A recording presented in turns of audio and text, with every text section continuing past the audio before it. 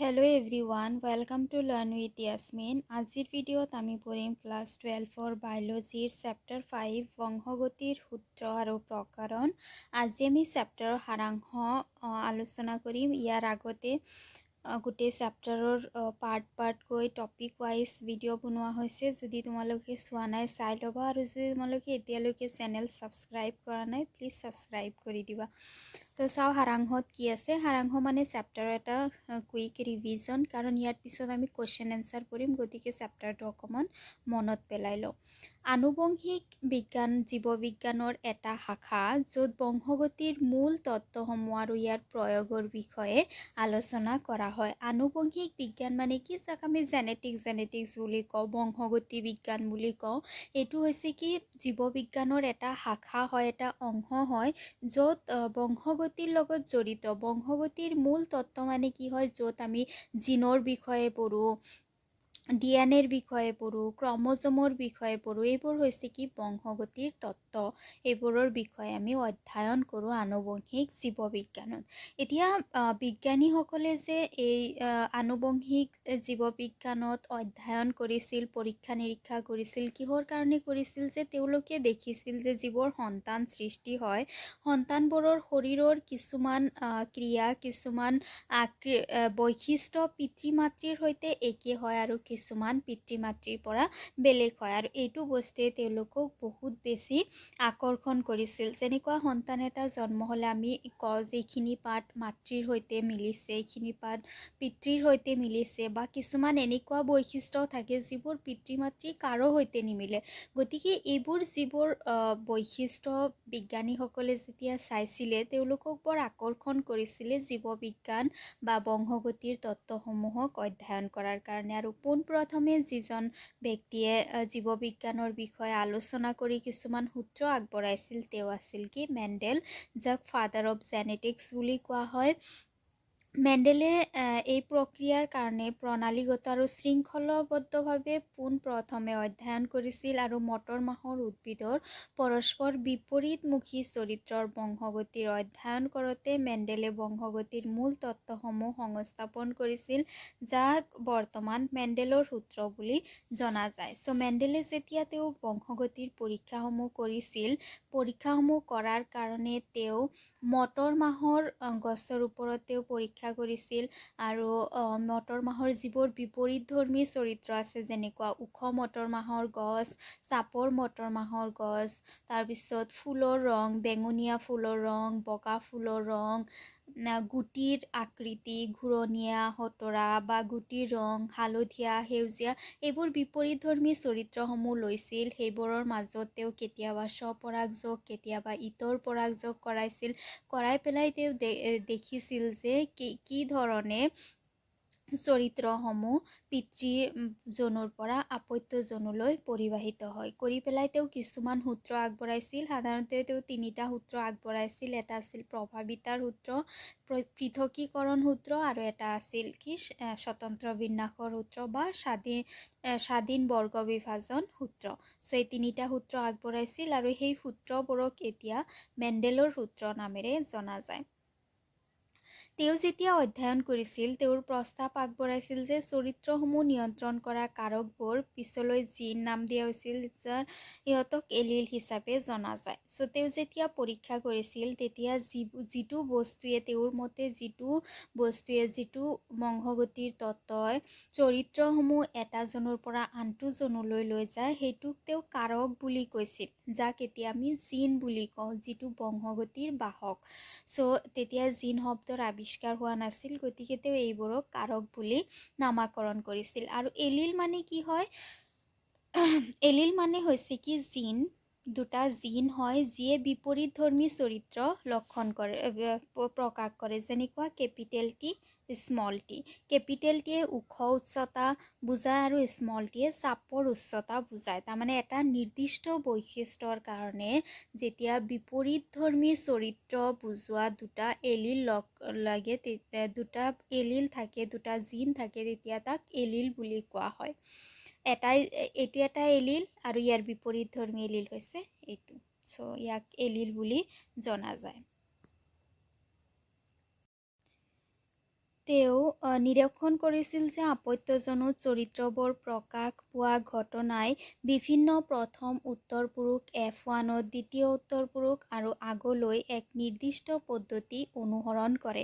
চ' তেওঁ যেতিয়া পৰীক্ষা কৰিছিল তেতিয়া তেওঁ এইটো বস্তু লক্ষ্য কৰিছিল যে যেতিয়া প্ৰথম জনু যেতিয়া সৃষ্টি হয় সেইটো জনুত কিছুমান চৰিত্ৰ কি হয়, পিতৃ মাতৃৰ কিছুমান চৰিত্ৰ প্ৰকাশ নাপায়, কিছুমান চৰিত্ৰ প্ৰকাশ পায়, কিন্তু F2 জনুত গৈ পেলাই সেইবোৰ চৰিত্ৰ প্ৰকাশ পোৱা দেখিবলৈ পাইছিল। গতিকে তাৰ পৰা তেওঁ কিছুমান চৰিত্ৰ আন চৰিত্ৰৰ ওপৰত প্ৰভাৱী বুলি কৈছিল। তাৰমানে কি হয় যে ছাপ'জ যেনেকুৱা আমি চেপ্টাৰত পঢ়িছিলোঁ যে কেপিটেল টি ওখ গছ আমি লৈছোঁ আৰু স্মল টি আমি চাপৰ গছ লৈছোঁ। এতিয়া ইয়াৰ পৰা জননক কি সৃষ্টি হ'ব, কেপিটেল টি, ইয়াৰ পৰা সৃষ্টি হ'ব কি স্মল টি। ইহঁতৰ যেতিয়া মিলন হয় তেতিয়া কি হয়, কেপিটেল টি স্মল টিৰ সৃষ্টি হয় আৰু এইটো গছ ওখ হয়। ইয়াৰ মানে কি হয় যে কেপিটেল টিটো স্মল টিৰ ওপৰত প্ৰভাৱী হয়। ইয়াৰ পৰা তেওঁৰ মনত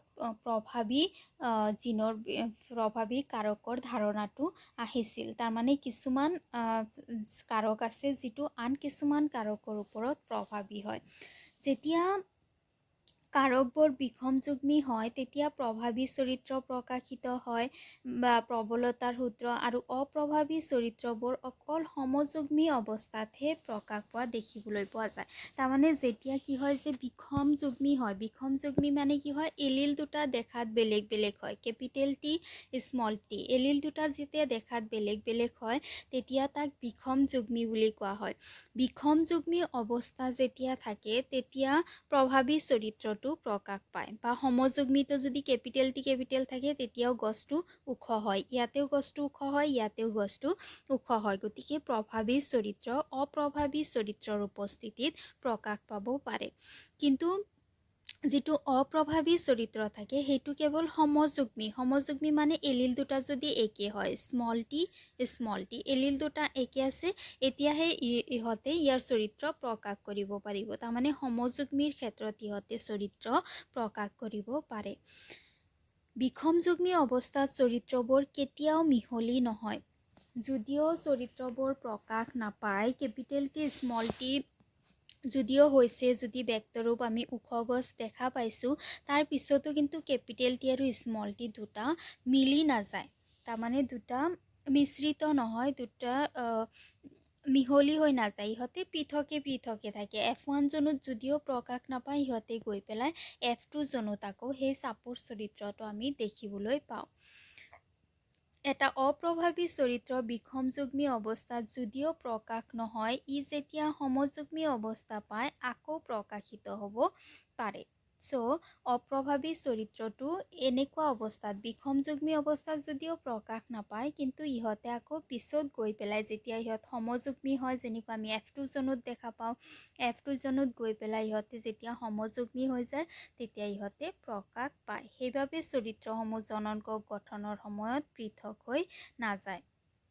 জননক গঠনৰ সময়ত ইহঁতে কি হয়, পৃথক হৈ যায়। যেতিয়া জননক গঠন হয়, কেপিটেল টি স্মল টি আছে, ইয়াৰ পৰা দুটা জননক সৃষ্টি হ'ব, এটা কেপিটেল টি, এটা স্মল টি। তাৰমানে এনেকুৱা ধৰণৰ হ'ব, এটা জননক হৈছে কেপিটেল টি, এটা small tea, capital T small tea, এনেকুৱা ধৰণৰ উদ্ভিদৰ সৃষ্টি হ'ব। স্মল টি ইয়াতে এইখিনি গছ কি হ'ব, চাপৰ হোৱা দেখিবলৈ পোৱা যাব।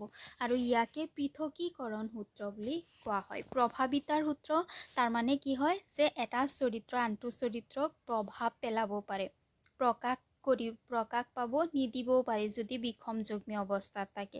আৰু পৃথকীকৰণ মানে হৈছে কি, যদিও চৰিত্ৰ প্ৰকাশ নাপায় তথাপিও ইহঁতে মিহলি হৈ নাযায় বা নোহোৱা হৈ নাযায়, ইহঁতে গৈ পেলাই বেলেগ জনুত যেতিয়া সমযুগ্মী হয় তেতিয়া প্ৰকাশ হ'ব পাৰে।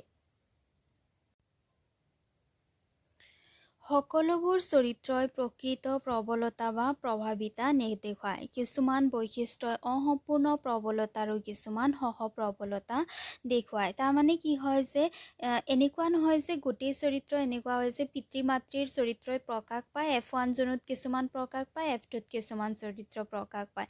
কেতিয়াবা অসম্পূৰ্ণ প্ৰবলতাও দেখিবলৈ পোৱা যায়। অসম্পূৰ্ণ প্ৰবলতা মানে কি, য'ত পিতৃপুৰুষৰ দুয়োটা চৰিত্ৰৰ কাৰো চৰিত্ৰ প্ৰকাশ নাপায়, এটা বেলেগ চৰিত্ৰ প্ৰকাশ হোৱা দেখিবলৈ পোৱা যায়। যেনেকুৱা লোৱা হৈছিল কি ৰঙা ফুল, যাৰ কাৰণে আমি লৈছিলোঁ কি কাৰক বা জিন কেপিটেল আৰ, আৰু বগা ফুল যাৰ কাৰণে লৈছিলোঁ স্মল আৰ। এতিয়া ইহঁতৰ মাজত যদি সংকৰণ যেতিয়া আমি কৰাইছিলোঁ, তেতিয়া ইয়াৰ পৰা কি জননকক সৃষ্টি হ'ব পাৰিব, কেপিটেল আৰ, ইয়াৰ পৰা দুটাই হ'ব পাৰিব স্মল আৰ। ইহঁতৰ মিলন হয় কেপিটেল আৰ স্মল আৰ হ'ব কি জিনীয় ৰূপ, আৰু এইটো ফুল ৰঙাও নহয় আনকি বগাও নহয়, এইটো ফুল হৈ গৈছিল কেনেকুৱা গুলপীয়া ব্যক্তৰূপ প্ৰকাশ কৰিছিল। তাৰমানে এইটো পিতৃপুৰুষৰ কাৰো সৈতে একো নাছিল, ইয়াতে প্ৰভাৱিতাৰ চৰিত্ৰ এপ্লাই হোৱা নাছিল, ইয়াতে এটা বেলেগ চৰিত্ৰ প্ৰকাশ পাইছিল যাক অসম্পূৰ্ণ প্ৰভাৱিতা বুলি কোৱা হৈছিল। আৰু সহপ্ৰভাৱিতা মানে কি, য'ত পিতৃপুৰুষৰ দুয়োটা চৰিত্ৰই অলপ অলপকৈ প্ৰকাশ পায়। যেনেকুৱা আমি গৰুৰ ক্ষেত্ৰত কৰিছিলোঁ, এটা পিয়ৰ ৰঙা গৰু আৰু এটা বগা গৰুৰ মাজত যেতিয়া আমি সংকৰ কৰাই পেলাই চাইছিলোঁ যে যিটো আপত্যজনুৰ যিটো গৰু সৃষ্টি হৈছে, সেইটো গৰুত কিছুমান অংশত ৰঙা ৰং আছে, কিছুমান অংশত বগা ৰং আছে, ইয়াক সহপ্ৰবলতা বুলি কোৱা হয়। চ' এইটো যিটো প্ৰভাৱিতাৰ সূত্ৰ তাতকৈ বেলেগ হয়, সম্পূৰ্ণ প্ৰবলতা আৰু সহপ্ৰবলতা। মেণ্ডেলে যেতিয়া একেলগে দুটা চৰিত্ৰৰ বংশগতি অধ্যয়ন কৰিছিল, তেওঁ দেখিবলৈ পাইছিল যে কাৰকসমূহ স্বাধীনভাৱে বিভাজিত হয় আৰু সকলো প্ৰকাৰৰ ক্ৰম পৰিৱৰ্তন কৰি পুনৰ বিন্যাস আৰু সংযোজিত হয়, যাক স্বাধীন বৰ্গ বিভাজন বুলি কোৱা হৈছিল। এতিয়া চোৱা, মেণ্ডেলে এই প্ৰভাৱিতাৰ আৰু পৃথকীকৰণ সূত্ৰৰ কাৰণে তেওঁ এটা চৰিত্ৰক বৈশিষ্ট্য কৰি পেলাই পৰীক্ষাসমূহ কৰিছিল। তাৰপিছত তেওঁ কি কৰিল যে দুটা চৰিত্ৰক বৈশিষ্ট্য কৰি, যাক দ্বিসংকৰ পৰীক্ষা বুলি কোৱা হয়, সেইটো পৰীক্ষা কৰিছিল, য'ত তেওঁ কি লৈছিল মটৰ মাহৰ ঘূৰণীয়া আৰু হালধীয়া ৰঙৰ গুটি, আৰু এটা লৈছিল মটৰ মাহৰ হতৰা আৰু সেউজীয়া ৰঙৰ গুটি। চ' দুটা চৰিত্ৰ লৈ পেলাই তেওঁ যেতিয়া সংকৰ পৰীক্ষা কৰাইছিল, তেওঁ দেখিছিল যে কিছুমান গুটি ঘূৰণীয়া হালধীয়া হৈছে, কিছুমান হতৰা সেউজীয়া হৈছে, কিছুমান গুটি আকৌ হৈছে কি ঘূৰণীয়া কিন্তু সেউজীয়া, কিছুমান গুটি তেওঁ দেখা পাইছিল হতৰা হালধীয়া। তাৰমানে কি হয় যে পিতৃপুৰুষৰ চৰিত্ৰ প্ৰকাশ কৰাৰ লগতে ইয়াৰ অনুপাত আছিল 9:3:3:1। ইয়াতে 9টা গছ আছিল ঘূৰণীয়া হালধীয়া, এটা গছ আছিল হতৰা সেউজীয়া, আৰু 3টা গছ আছিল ঘূৰণীয়া সেউজীয়া, আৰু 3টা গছ আছিল হতৰা সেউজীয়া। তাৰমানে ইয়াতে কি হৈছিল, এই দুটা আছিল কি পিতৃপুৰুষৰ লগত মিল থকা চৰিত্ৰ, আৰু এই দুটা চৰিত্ৰ তেওঁলোকে নিজে নিজে স্বতন্ত্ৰভাৱে স্বাধীনভাৱে প্ৰকাশ কৰিছিল, আৰু এইটো সূত্ৰক তেওঁ স্বাধীন বৰ্গ বিভাজন সূত্ৰ বা স্বতন্ত্ৰ বিন্যাসৰ সূত্ৰ বুলি নামাকৰণ কৰিছিল। জননকোষসমূহৰ বিভিন্ন প্ৰকাৰৰ সংযোজন এখন বৰ্গৰ তালিকা ৰূপত তত্ত্বীয়ভাৱে ৰূপাংকন কৰা হয়, ইয়াক পুনিৰ চতুষ্কোণ বুলি কোৱা হয়। এতিয়া জননকোষসমূহ যে সৃষ্টি হয় আৰু তাৰ পৰা যে নতুন আপত্য পুৰুষৰ সৃষ্টি হয়, সেইবোৰক সুবিধাজনকভাৱে চোৱাৰ কাৰণে এটা তালিকা প্ৰস্তুত কৰা হয়, এটা সুন্দৰ বনোৱা হয়, য'ত আমি সুবিধাজনকভাৱে আৰু সহজে আপত্যজনুত কেনেকুৱা ধৰণৰ জিনীয় ৰূপ ব্যক্তৰূপ হ'ব তাক আমি উলিয়াব পাৰোঁ, আৰু এইটো তালিকাক পুনেৰ চতুষ্কোণ বুলি কোৱা হয়। এইটো দেখিবলৈ এনেকুৱা হয়, যদি এক সংকৰ পৰীক্ষা কৰা হয় তেতিয়াহ'লে ইয়াত 4টা ঘৰ থাকে, আৰু যদি দ্বিসংকৰ পৰীক্ষা কৰোৱা হয় তাত ইয়াতে 16টা ঘৰ আমি বনাই লওঁ, আৰু ইয়াতে জননকোষসমূহ বাওঁফালে আমি লিখোঁ আৰু ওপৰত লিখি পেলাই আমি ক্ৰছ কৰোঁ। এইটোৰ সৈতে এই গোটেইকেইটা এবাৰ ক্ৰছ কৰোঁ, এইটোৰ সৈতে এই গোটেইকেইটা এবাৰ ক্ৰছ কৰোঁ। এইটো এক সংকৰ পৰীক্ষাৰ ক্ষেত্ৰত কৰোঁ, দ্বিসংকৰ পৰীক্ষাৰ ক্ষেত্ৰত ছেইম মেথড হয়, জাষ্ট অকণমান ডাঙৰ হয়। চৰিত্ৰসমূহ নিয়ন্ত্ৰণ কৰা ক্ৰমজমৰ ওপৰত থকা কাৰকবোৰক জিনোটাইপ আৰু জিনীয় ৰূপ, চৰিত্ৰবোৰৰ বাহ্যিক ৰূপক ফিনোটাইপ বা ভেক্টৰ ৰূপ বুলি কোৱা হয়। তাৰমানে যিবোৰ চৰিত্ৰ আমি বাহিৰৰ পৰা দেখা পাওঁ, যেনেকুৱা উচ্চতা, ওখ হয় নে চাপৰ হয়, সেইটো আমি দেখা পাওঁ, তাক কোৱা হয় ভেক্টৰ ৰূপ। ফুলৰ ৰং আমি দেখা পাওঁ, সেইটো কি হয়, ভেক্টৰ ৰূপ। কিন্তু জিনীয় ৰূপ, যেনেকুৱা capital T, small tea, capital R, এইবোৰ হৈছে কি জিনীয় ৰূপ। জিনটোৰ ভিতৰত কেনেকুৱা হ'ব, যিটো আমি দেখা নাপাওঁ, জিনৰ পেটাৰ্ণ, তাক কোৱা হয় কি জিনীয় ৰূপ। জিনবোৰ ক্ৰমজমৰ ওপৰত অৱস্থিত বুলি জনাৰ পিছত মেণ্ডেলৰ সূত্ৰসমূহৰ মাজত এটা ভাল সম্বন্ধ থকা বুলি ধৰা হৈছিল। মিঅ'চিছ লঘূকৰণৰ সময়ত ক্ৰমজমবোৰ পৃথকীকৰণ আৰু বৰ্গ ক্ৰমজমীয় তত্ত্ব হিচাপে বহলোৱা হৈছিল। এতিয়া ক্ৰমজমীয় তত্ত্ব যিটো আছে, সেইটো তোমালোকে পাইছা যে মেণ্ডেলৰ সূত্ৰ আৰু ক্ৰমজমীয় তত্ত্বৰ লগত কি আছিল, কিছুমান মিল আছিল। যেনেকুৱা মিঅ'চিছ বিভাজনৰ সময়ত ক্ৰমজমৰ সংখ্যা কি হৈ যায়, ছেপাৰেট হৈ যায়। ঠিক তেনেদৰে মেণ্ডেলৰ ক্ষেত্ৰত আমি চাইছোঁ, যেতিয়া জননকোষ গঠন হয়, তেতিয়া ইহঁতে এটাৰ পৰা আনটোৰ সৈতে কি হৈ যায়, বেলেগ হৈ যায়। ইয়াকে কি বুলি কোৱা হয়, ক্ৰমজমীয় তত্ত্ব বা ক্ৰমজমীয় সূত্ৰ বুলি কোৱা হয়। পিছত এইটো মেণ্ডেলৰ স্বাধীন বিভাজনৰ সূত্ৰ একেডাল জিনবোৰত প্ৰযোজ্য নহয়। এই জিনবোৰক সহলগ্ন জিন বুলি কোৱা হয়। ইয়াতে এতিয়া সহলগ্ন আৰু এটা আছিল কি পুনৰ সংযোজন। এয়া চোৱা, নিকটৱৰ্তী ঘনিষ্ঠভাৱে অৱস্থিত জিনবোৰ দূৰস্থ জিনবোৰৰ পুনৰ সংযোজনৰ কাৰণে স্বাধীনভাৱে সহলগ্ন হৈছে। এতিয়া সহলগ্ন জিন আৰু পুনৰ সংযোজন কি? সহলগ্ন জিন মানে কি হয়, যিবোৰ চৰিত্ৰ পিতৃ-পুৰুষৰ সৈতে, পিতৃ-মাতৃৰ সৈতে একে হয়, সেইবোৰক সহলগ্ন বুলি কোৱা হয়। লিংকেজ, তাৰমানে পিতৃ-মাতৃৰ সৈতে এই চৰিত্ৰসমূহৰ লিংক আছে, কানেকশ্যন আছে, সেইকাৰণে ইয়াক সহলগ্ন বুলি কোৱা হয়। আৰু পুনৰ সংযোজন, যাক ইংলিছত কয় কি ৰিকম্বাইনেশ্যন, তাৰমানে ইহঁতে আকৌ নতুনকৈ সৃষ্টি হয়। যেনেকুৱা দ্বিসংকৰ পৰীক্ষাত আমি চাইছিলোঁ যে ঘূৰণীয়া হালধীয়া আৰু সেউজীয়া হতৰা লোৱাৰ পিছত আমি দেখা পাইছিলোঁ যে হালধীয়া হতৰা গুটি, তাৰপিছত সেউজীয়া ঘূৰণীয়া গুটি সৃষ্টি হৈছিল। তাৰমানে সিহঁতে নিজে নিজে সৃষ্টি হৈছিল, ৰিকম্বাইন হৈছিল, নিজে নিজে পুনৰ সংযোজন হৈ এটা নতুন চৰিত্ৰ প্ৰকাশ কৰিছিল। সেইকাৰণে ইয়াক পুনৰ সংযোজন বুলি কোৱা হয়। সহলগ্ন মানে পিতৃ-মাতৃৰ সৈতে মিল থকা, ৰিকম্বাইনেশ্যন বা পুনৰ সংযোজন মানে পিতৃ-মাতৃৰ সৈতে মিল নাথাকে, ইহঁতে নিজে নিজে স্বাধীনভাৱে কিছুমান চৰিত্ৰ প্ৰকাশ কৰে। বহুতো জিন লিংগৰ লগতো জড়িত, ইহঁতক লিংগ জিন বুলি কোৱা হয়। দুই লিংগ গোট ক্ৰমজম থাকে, যিবোৰ এতিয়া যিবোৰ ব্যক্তিৰ ক্ষেত্ৰত কি থাকে, যিবোৰ ক্ৰমজম থাকে, ক্ৰমজমবোৰ দুই ধৰণৰ থাকে।